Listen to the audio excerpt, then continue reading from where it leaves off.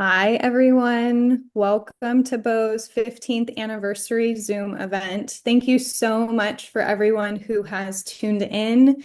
We are so grateful to have you here today to celebrate with us. It's been an incredible 15 years, and we're really excited to share that with you. Our entire staff team is here, both in the US and in Uganda. So I'm really excited for you to get to hear from everyone today about what our work has looked like and what the impact has been in Uganda. Before we get started, I just want to announce that today will be recorded. We do have some people that aren't able to be with us today, and we want to make sure that they can tune in later. So just so everyone knows, today will be recorded. And as we jump in, thank you again for being here. We certainly couldn't do the work that we've done without the faithful support of our family and friends over the years, and we're so thankful for each of you here. And I want to start today by really talking about our partnership with WOCAP, which has been essential to everything that we've done as an organization. So in 2011, we met a Ugandan NGO called WOCAP, which stands for Widows and Orphans Community Action Plan. And we were really inspired by the work WOCAP was doing with single moms in their community, and they were providing these women with opportunities to support their families through beading, through various projects. And they were doing incredible work. And we were really inspired by their heart for the widow and the orphan. And we really wanted to come alongside them and help what they were doing be more successful. And so in 2011, we started our organization Because of Hope, and we've been working with WOCAP ever since. So WOCAP and BO work very hand in hand. The US staff team is employed by BO, and all of the Uganda staff team are employed by WOCAP. But everything that we do really works hand in hand. And so everything we'll be talking about today has really been made possible by this partnership with WOCAP. WOCAP has just been essential to everything that BO has been able to do. And really, BO got to jump far ahead because WOCAP had already laid a really solid foundation in our villages in Uganda. So I want to introduce to you one of WOCAP's founders. Her name is Kathy, and she's been working with us since the very beginning of BO. She oversees a lot of our administrative work in Uganda, and she also oversees our scholarship program as well too. So Kathy, I would love to start with chatting with you about what it has looked like for WOCAP all these 15 years, and what did it look like for you when you were starting WOCAP? What were your hopes for the women when you were beginning the organization? Thank you. Thank you, Natalia. I'm Kathy, BSSP advisor here in Uganda and founder of WOCUP. WOCUP, we started WOCUP with the thought of developing women. There were so many women who were struggling in the community, especially widows. They could not afford education for their children. They couldn't afford meals at home. Health was a problem to these widows. So one of our major reasons as to why we started WOCUP, we wanted to see these widows be able to support their families. So we devised means like we started doing bidding, which Natalie found us working on when she came over to Uganda. And she was so excited to see these women make beautiful jewelry or necklaces out of paper. So one of the major reasons was to empower these women, to help them sustain their families and their children. So that was the most important reason as to why we were able to start WOCUP. And came in and we started working together, like she has said, in 2011. So I'm happy to celebrate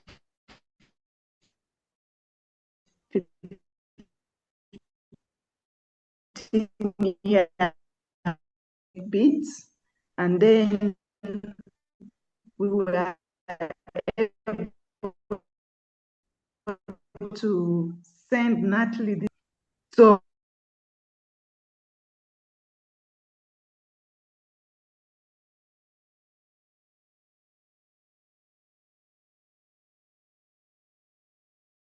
attain quality education, which was just a dream in the community.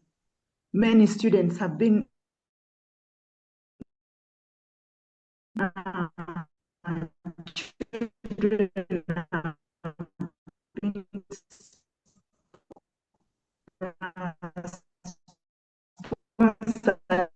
degree levels. We've got children who have graduated in various universities. And I'm happy and very proud to say that the first pioneers of this project are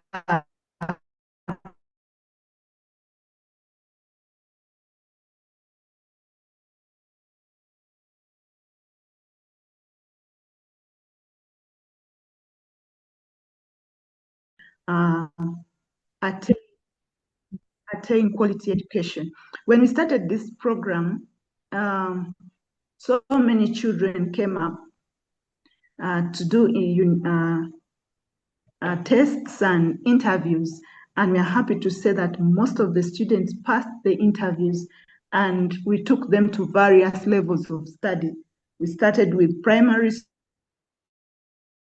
and second students, and right now I'm happy to say that most of our students are going through university. You see, here in Uganda, it has been very, very hard for children to attain quality education. You find there are a lot of dropouts because the parents could not afford to take their children to school. But when we started the BSSP program with BO, the children were happy, likewise the parents as well. So through this program, we've seen so many children graduating. I'm happy to say that working with BO has seen us realize it becoming some are business administrators. We've got children who are qualified in information technology, that is IT. We have a chemical engineer.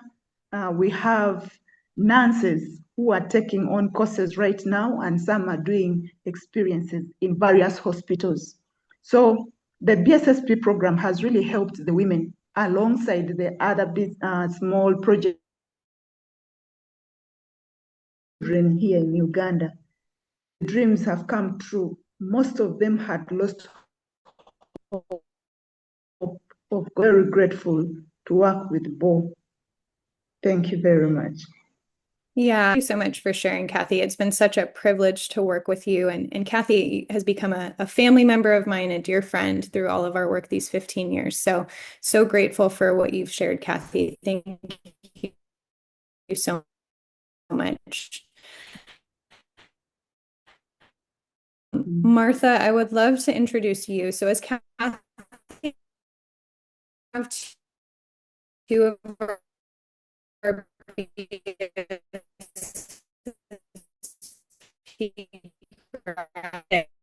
and they graduate university. She currently tutors and mentors students that are currently within BSSP. And so, Martha, I would in BSSP and what it's been like now to work with students who are currently in the program.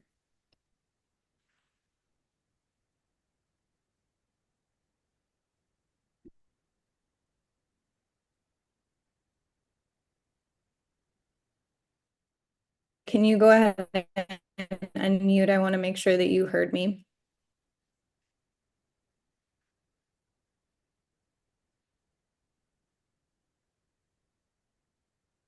I'll go ahead and share a little more about BSSP while she's getting situated. But so over the years, we've sponsored students from primary through university, and we've learned a lot over the years, especially within this project.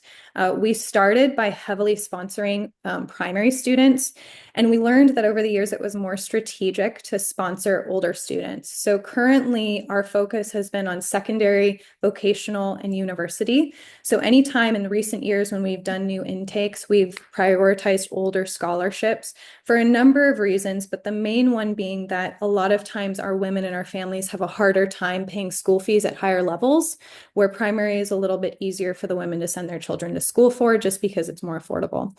So currently, our 22 students in BSSP are from secondary school, university, but historical. Martha, if you're ready, go ahead and share a bit about your experience within BSSP. Yeah, being able to work with. Okay, I think there you go.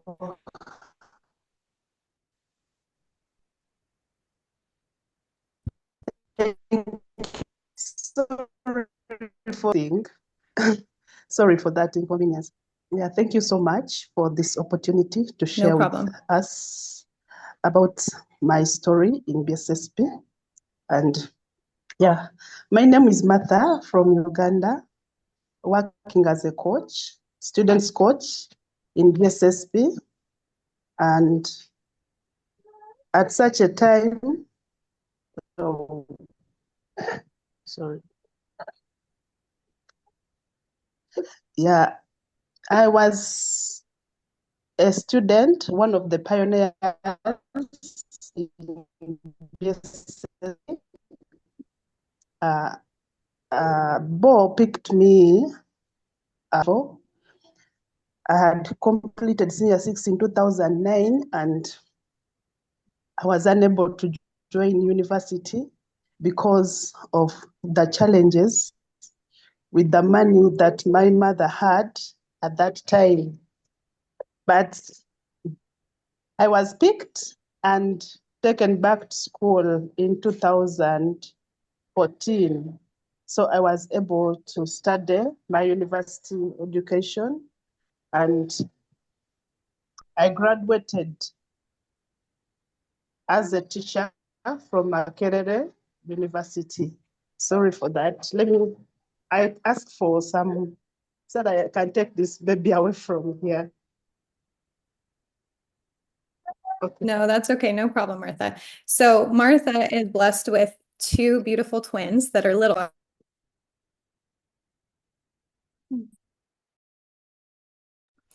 We're going to go ahead and give her a second. So Emma, I would love to go to you next.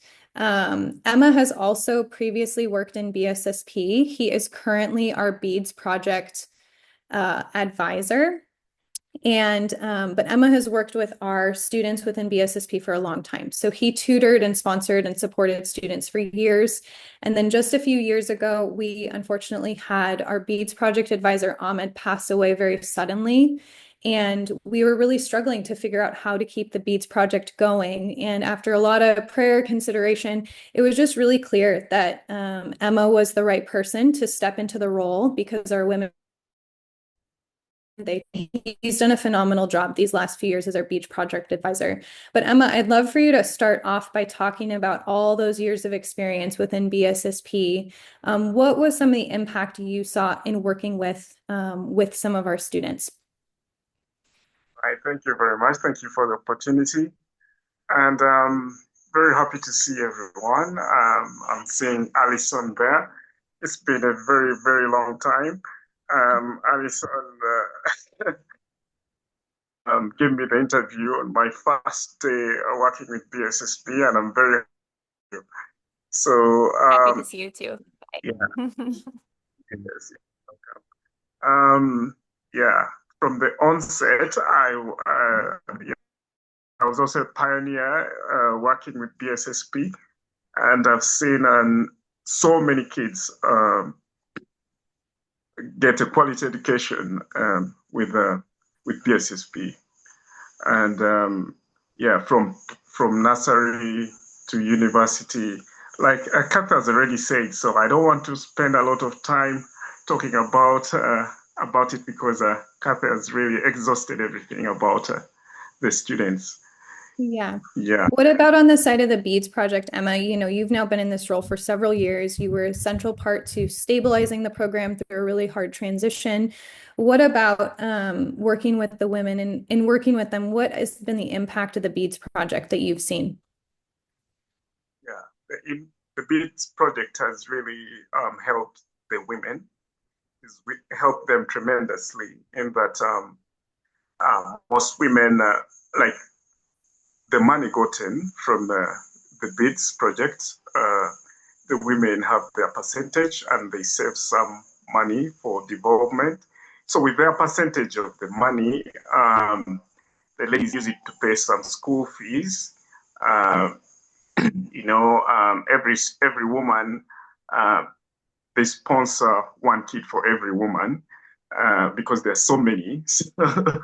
There's so many women in the organization. So the PSSP makes sure that every woman at least gets one kid sponsored. But since it's our culture here in Africa, a woman doesn't have only one child. So they have kids, of which this money from the BSSP, from the BEADS, helps them pay school fees, a little school fees, because they go to government schools, which substandard schools, but which they are required to pay some money. So this money from the BSSP also helps them pay some school fees for those kids. And the money from the BEADS project also helps them with paying for some medication for their families, and even renting land to do some cropping, some agriculture. Like, since they don't have, most women don't have land of their own to do agriculture, so they use some of this money to rent and do out some cultivation for themselves. Yeah, thanks for sharing, Emma. So yes. As Emma kind of mentioned, our women on average are looking after quite a few children, and within BSSP, we only sponsor one child per family at any given time, just because our sponsorships are limited. We work with a lot of families, so any family is allowed to have one child in BSSP at a time. And so what that has done, though, it has allowed women to be able to pay school fees for some of their other children. So other children have been able to go to school within families too. And as Emma mentioned, the BEADS project provides a source of income to the women that gives them access to, pay school fees or buy home necessities. And so this has been the flagship program of BO, one that we've been working with WOCOP in since the very beginning. And so we're thankful that it has been able to provide a source of income to the women all these different years. So thanks so much for sharing that, Emma, and for your work with both the students and the women. We're grateful for you. I'm going to go ahead and switch gears here and start talking about agriculture. So in 2015, we launched our agriculture program largely because we saw that it would be very beneficial to our women. All of our women live in rural villages where agriculture is a really big part of the village life. And in 2015, we were hearing a lot about a farming curriculum that other organizations were using in our area in Uganda, and they were seeing a lot of success. The program's called God's Way, and basically it takes biblical principles and applies it practically. And in our very first crop season, much higher crop. And so this was kind of the first project we had within the agriculture program. So Farming God's Way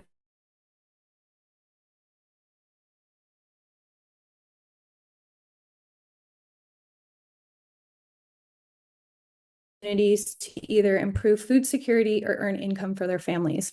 And so I would love to introduce to you Henry. He's our agriculture advisor who helped start the agriculture project. He is the one that's been teaching the women Farming God's Way, and now he also oversees the pig project too. So Henry, I would love for you to be able to just share, in the last 10 years, you've been working with the women with Farming God's Way, and also now you're doing the pig project too.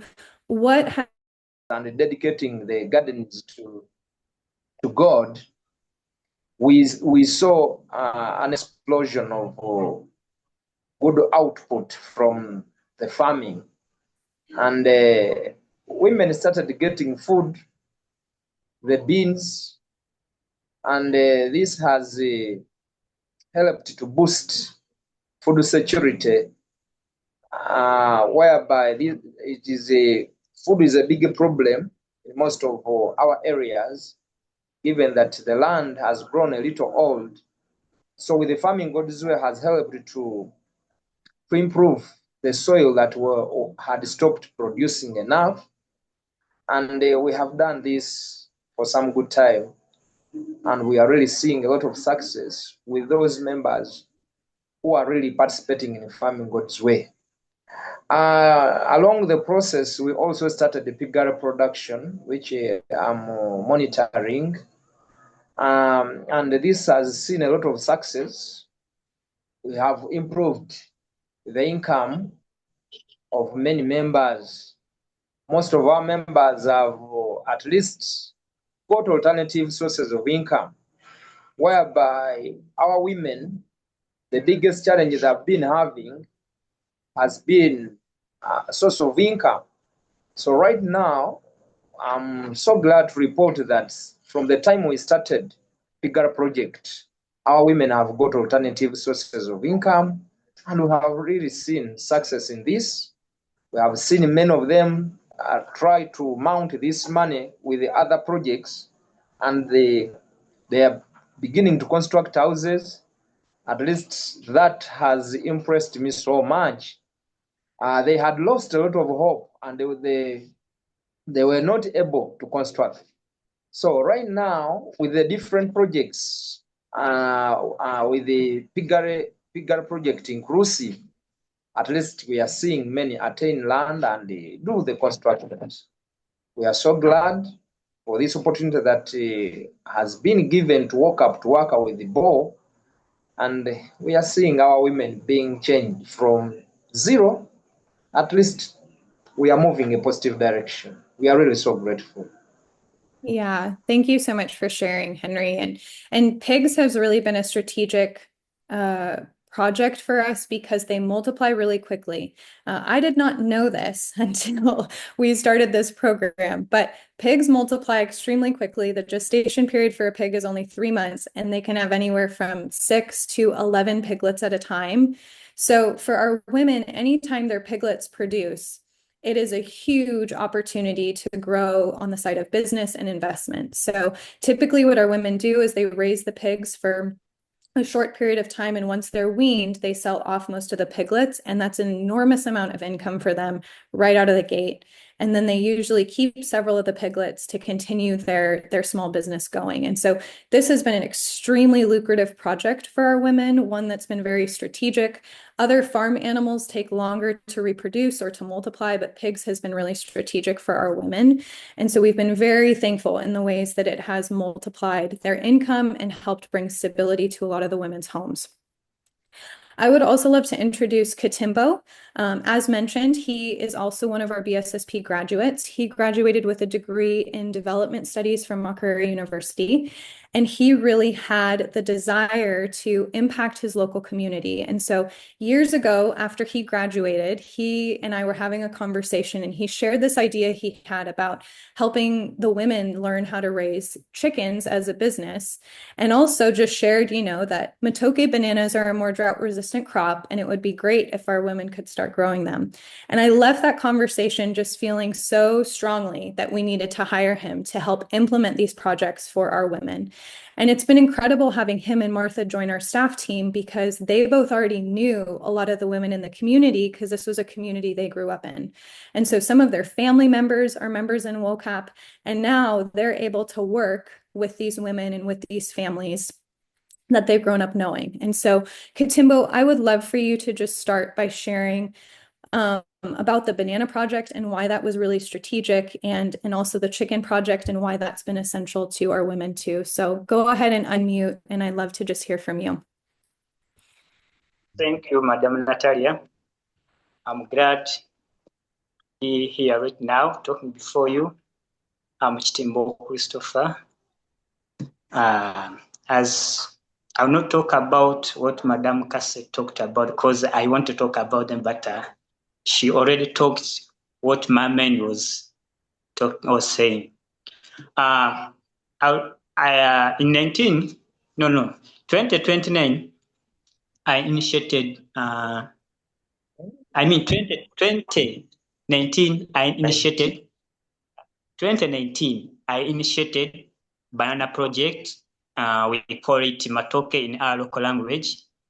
It's a perennial food crop which take 9 to 15 months from planting a sucker to reach the first harvest. It's a good project which is resistant to diseases, drought, and even some other things. I would like to inform you that this crop, I mean the banana, can last for more than 8 years because they keep on producing young ones. And they do this based on the variety and the farm care.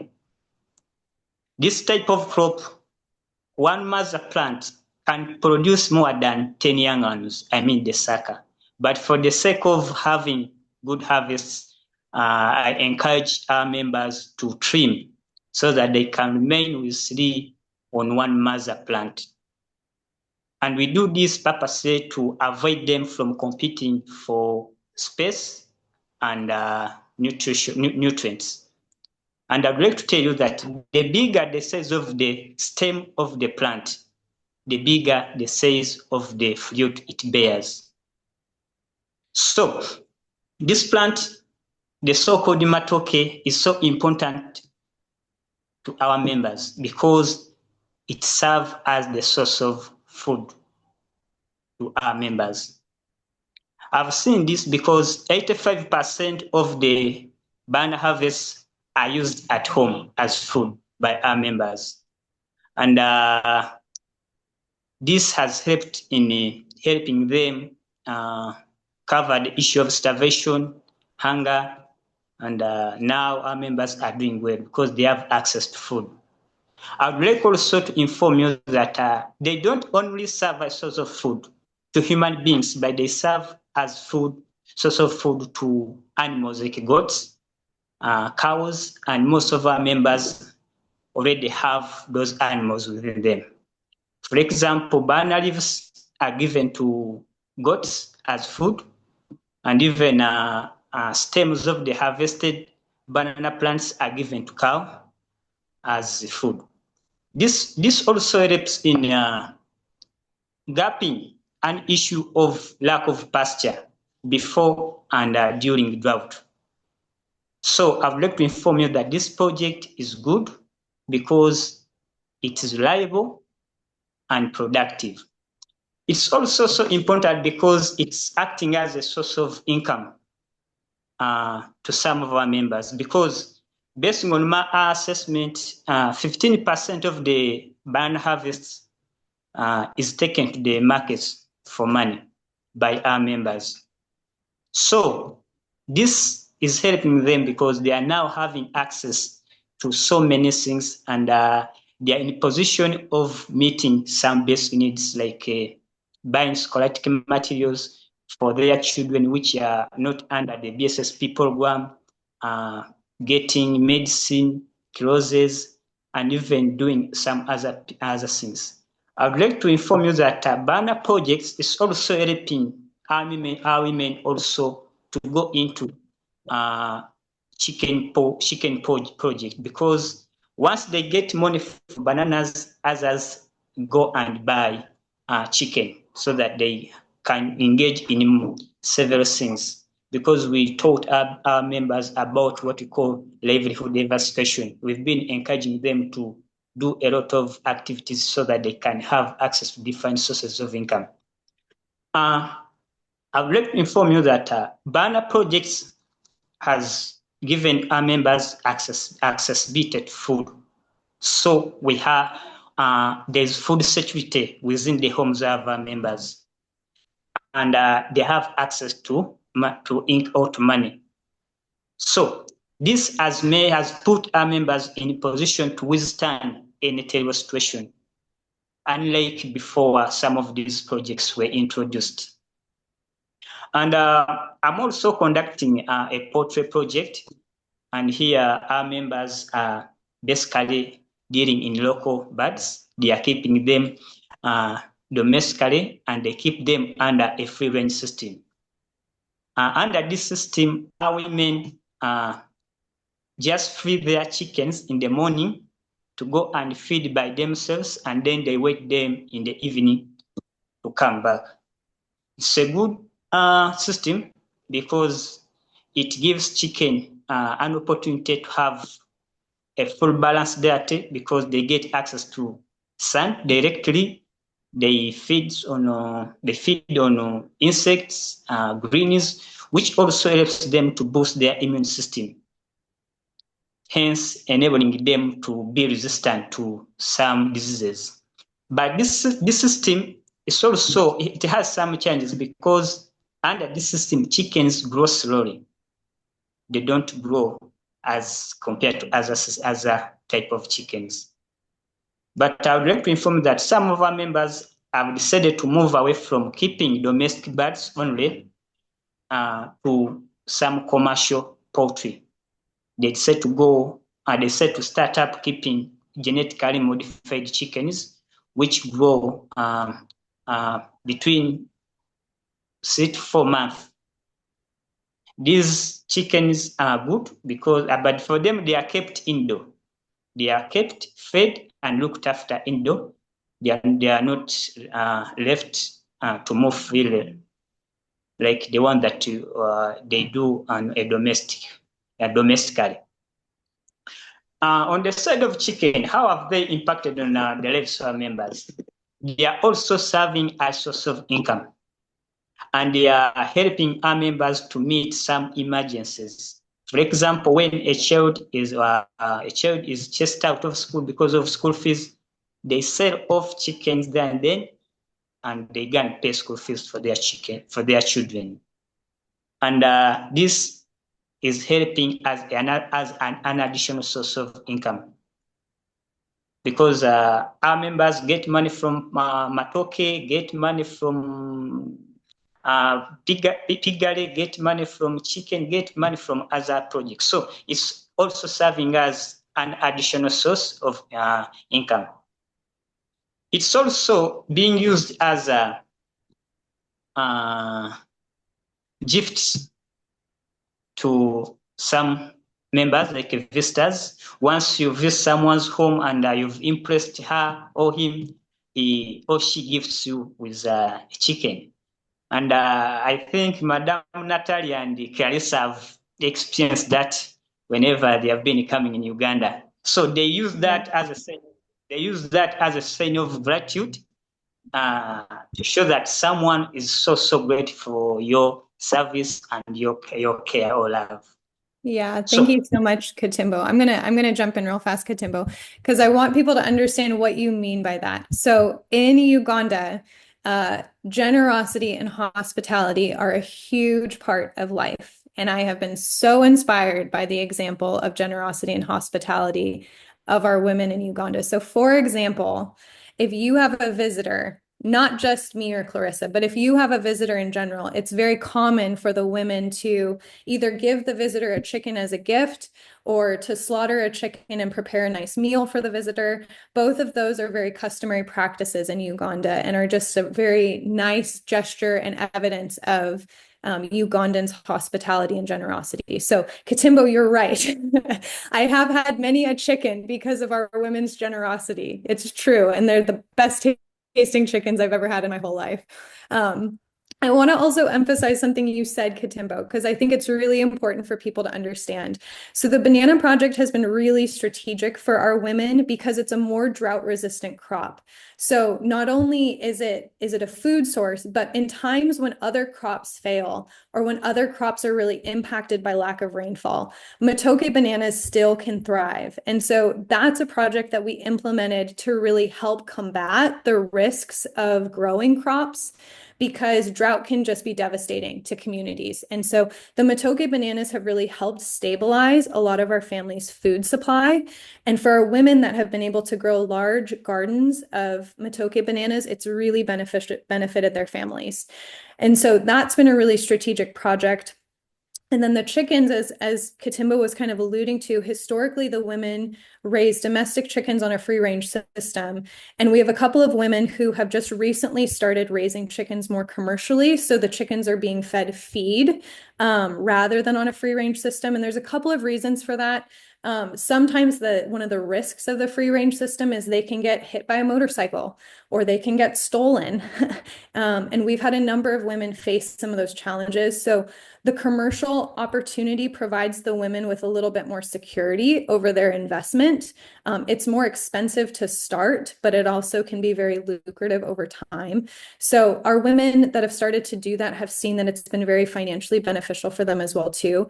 So Katimbo, you've done such a good job of helping the women learn these different types of ways that they can raise chickens as a business, and for the impact it can really have in their family. So thank you, Katimbo, for sharing. It was really great to hear all that you had to say. Clarissa, I want to go ahead and turn things over to you. For those who don't know, Clarissa is my coworker here in the US. So she and I oversee all of our operations here in the US. She's my right-hand person, and she's been working with us now for many years. I couldn't do what I do at BO without Clarissa. She does everything from graphic design work for us to bookkeeping, to going to Uganda. And she was just there in April. And so, Clarissa, I would love for you to just share a little bit with people about your time in Uganda and just some of the memories that you made while you were there.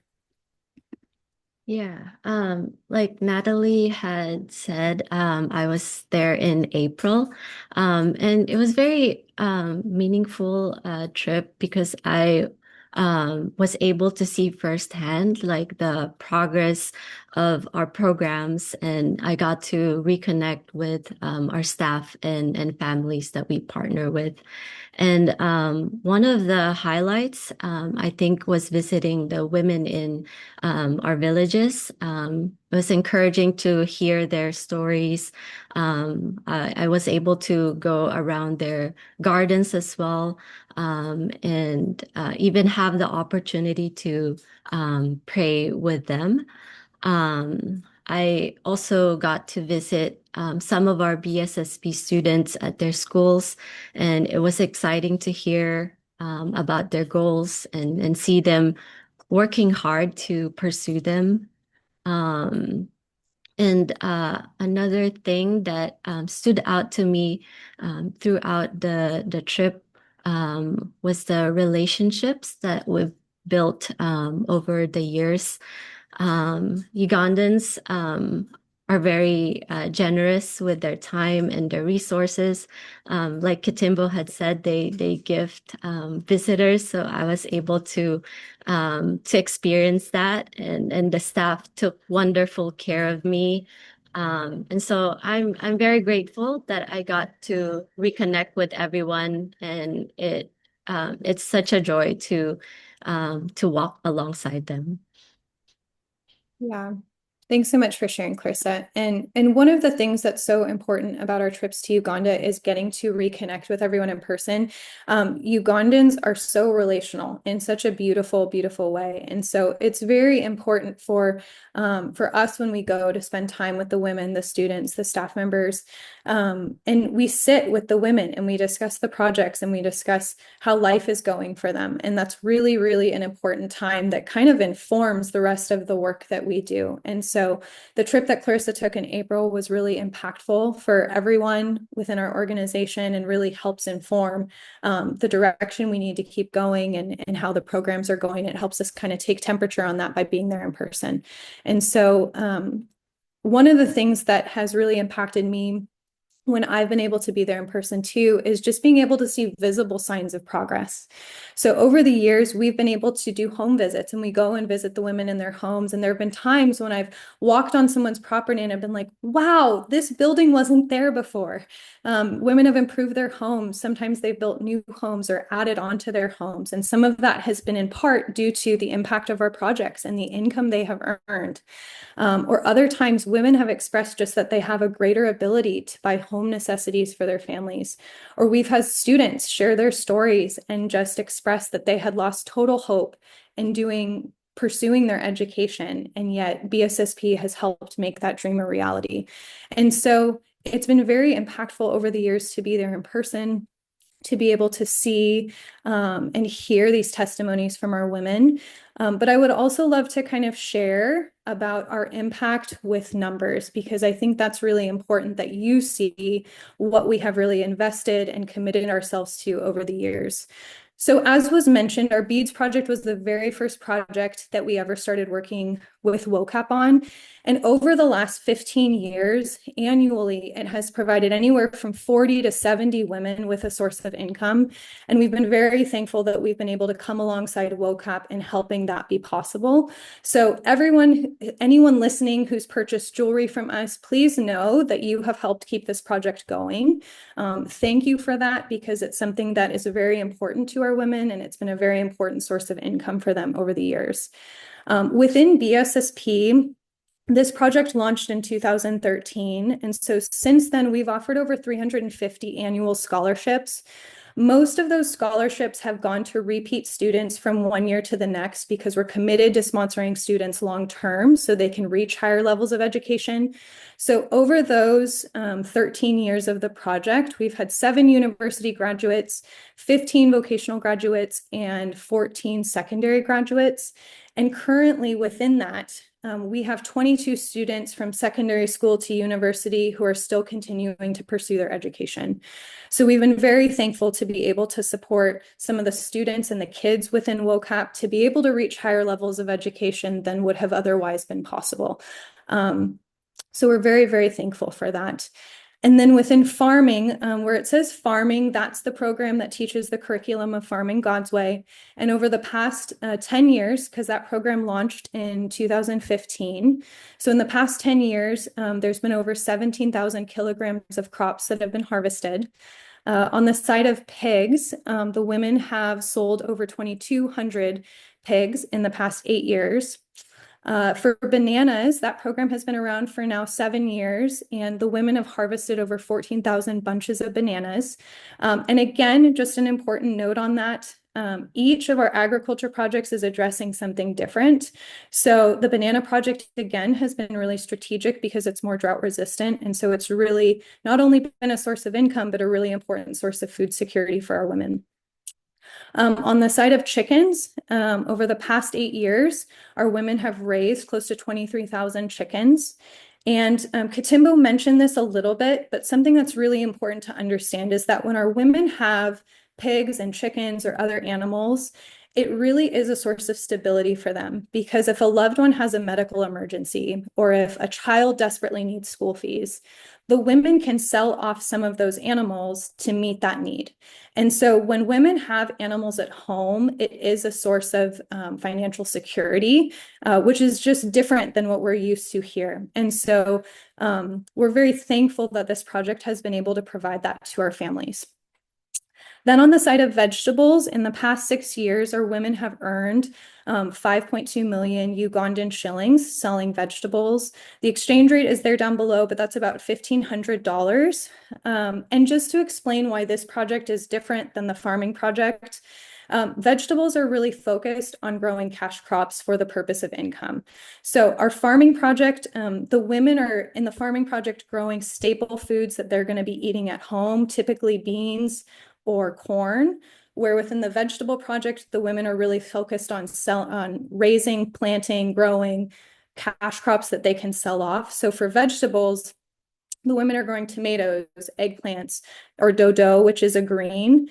And typically when they're harvested, they sell them off weekly to have a weekly source of income. So this project has really been focused more on income, where the farming project has been focused more on food security. So each of our agriculture projects has had a different aim, but all of our programs are working together to provide our families with greater stability, greater sources of income, and greater food security. So we're going to go ahead and transition in just a minute here to showing you a brief video that we've prepared. While that video is playing, I want to go ahead and invite you, if you have any questions on anything we've shared, if you want me to share any more on any specific topic, I would be happy to. Go ahead and put your questions in the chat. And then at the end of the video, we're going to have a time of Q&A. So Clarissa is going to go ahead and play that video for us. But yes, if you have any questions, if there's anything that was unclear you want to learn more on, please put your questions in the chat and I'd be happy to address it. Thanks, Clarissa.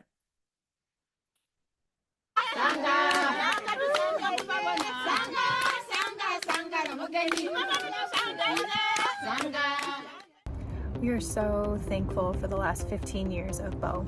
It has been such Clarissa, I'm going to interrupt you. I'm going to have you play the video again because there's a bar on the side blocking half the screen. So go ahead and see if you can play it again because there's some sort of formatting issue. For everyone listening, thanks so much for your patience. I know that with Zoom, there's some technical issues that are never anyone's joy. So thanks for everyone for being flexible. Clarissa, go ahead and it's still there. See if you can get it in a different format, perhaps. What kind of bar are you seeing? I don't. There's a black bar at the top of the screen. Black.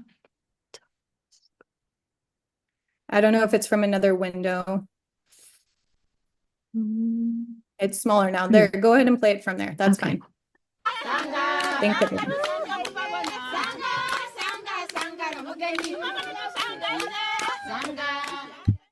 We are so thankful for the last 15 years of BO.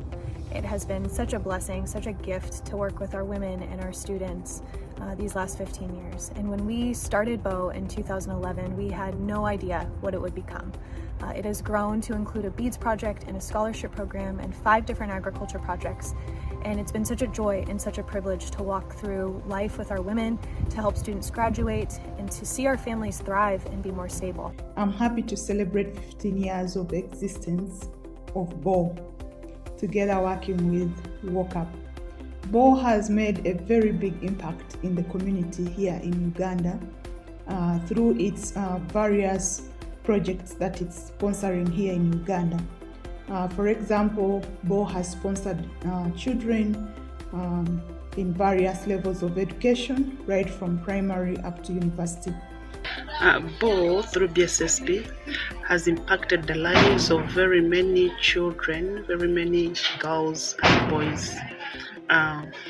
Many are studying and very many have completed their university. Taking myself as an example, and there are very many other students that graduated. BO has impacted the lives of women through the BEADS project. The women have gotten a source of income that has helped them pay school fees for their students, for their children, and also buy some household items. Agriculture has greatly impacted the lives of our members by helping them secure food in their households. Another thing that I'd like to talk about is the income. Agriculture has provided income, and I believe they are using the money that they are getting to meet some other things like food, so scholastic materials, paying school fees for some of their children. So BO has provided these ideas and these methods of doing things like piggery, and it has given alternative ways of solving problems to our elder women who are growing up. So I have seen piggery also manage to give the women sources of income. They have constructed houses when some of them have sold the pigs and have bought some materials. Some of them have sold the pigs to buy food at home. So BO has been more of a friend than a partner to WOCUP, more of a family than a partner. Most of the women are happy. The children have achieved their dreams because most of them had lost hope of attaining quality education. So I'm so grateful for these past 15 years, and I pray that we may continue coordinating together. It's been such a joy to witness the impact in Uganda over the past years, and a privilege to work with and build relationships with the staff and women and students. And I pray that this spirit of empowerment and hope continue to grow and transform lives. We are so grateful for everyone who has ran this race with us. Empowerment is something that takes time. It takes time to build sustainable solutions for our families and for our students to thrive. And it has been such a privilege to run this race, and we are so grateful for everyone who has been a part of it with us, who's been willing to invest in our work so that our women and our students and their families can have a brighter future. And so thank you so much for those who have supported us, who have followed our work, who have given, who have donated, who have purchased from our Beads Project. We are so grateful for each and every one of you. I would like to send my gratitude, and even on behalf of the students that are at school and those other ones that have graduated. We are so grateful for your support. And we send our appreciation to the sponsors, to the staff in USA, that this impact seems to be small in the eyes of people, but it is very big to us who have seen these people before, and to us who are seeing them today.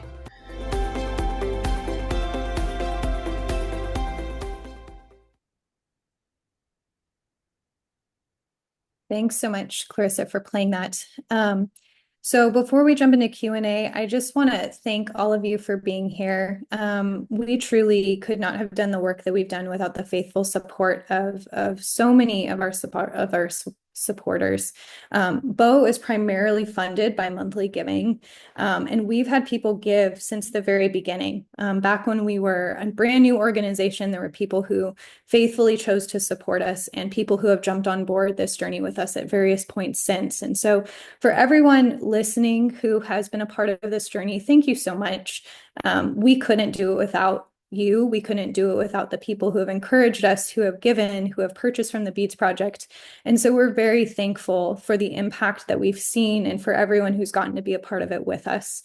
So I just want to say that before we jump into our Q&A, because this really is a celebration for all of us, and I'm going to get choked up, but very thankful for everyone who's been a part of this journey with us, because we couldn't do it alone. So thank you, guys.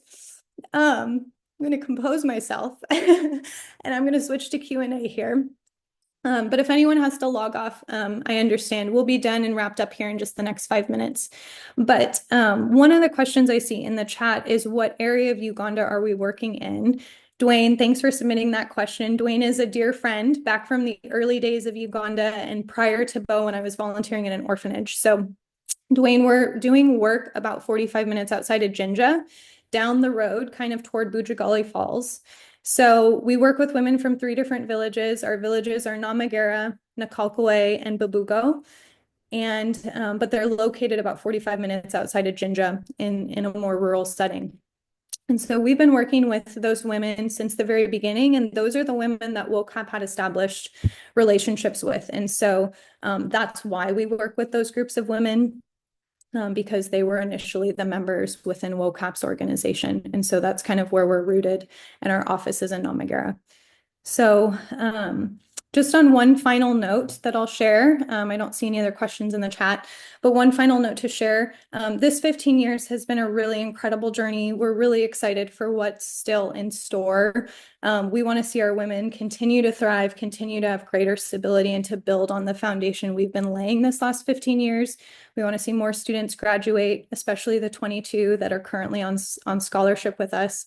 So we're very excited for the years to come. So in celebrating, this is not a conclusion of BO, but really we wanted to share with all of you the impact so far, and we're excited for the journey still ahead. So thank you everyone for tuning in. Thank you for spending your Saturday morning with us. We're really, really grateful for you being here and for getting to hear from the Uganda staff and myself and Clarissa about our work these last 15 years. Thank you for everyone who's been supportive, either as I see previous staff members on here, I see board members on here, I see people who have given and people who just wanted to tune in to learn more. Thank you for caring about our work. Thank you for caring about our families and for our students and for what we're doing. So with that, we're going to go ahead and conclude our meeting, but thank you everyone. I hope you have a great rest of your day and a good rest of your weekend. Thanks, and congrats to 15 years of BO. Hooray.